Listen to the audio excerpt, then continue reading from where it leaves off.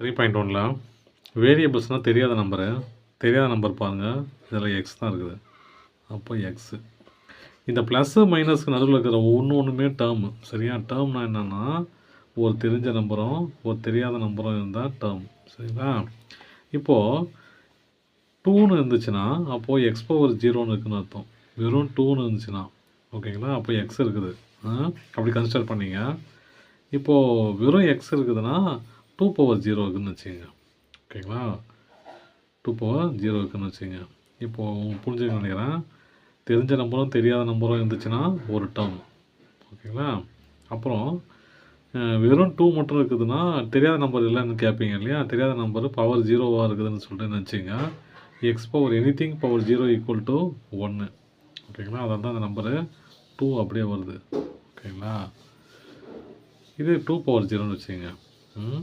2 power 0 into x வெறும் x. அப்போது வெறும் 2ன்னு இருந்துச்சுன்னா அது தெரியாத நம்பர் இருக்குது. வெறும் எக்ஸ்ன்னு இருந்துச்சுன்னா அது தெரிஞ்ச நம்பரும் இருக்குதுன்னு கன்சிடர் பண்ணிங்க. அப்போது ப்ளஸ்ஸு மைனஸில் வர இடையில் வர எல்லா நம்பருமே அது டேர்ம் தான். ஓகேங்களா? ப்ளஸ்ஸு மைனஸ் நடுவில் வர எல்லா இங்கே பாருங்கள். இது ஒரு டேர்மு, இது ஒரு டேர்மு, இது ஒரு டேர்மு. அப்போ எத்தனை டேர்ம் இருக்குது பாருங்கள். 12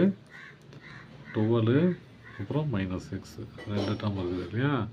அப்புறம் 2 டேர்ம். அப்புறம் இங்கே தெரியாத நம்பர் பாருங்கள். தெரியாத நம்பர் ஒய். டேர்ம் பாருங்கள் 2 இருக்குது.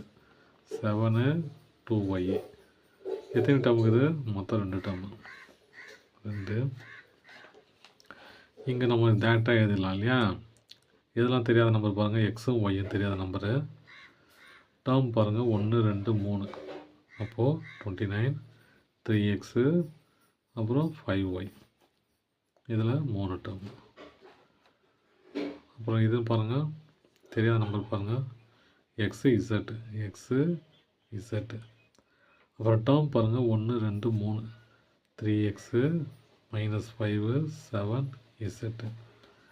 மொத்தத்தின் டேர்ம் இது 3 டேர்ம் இது. தேங்க்யூ.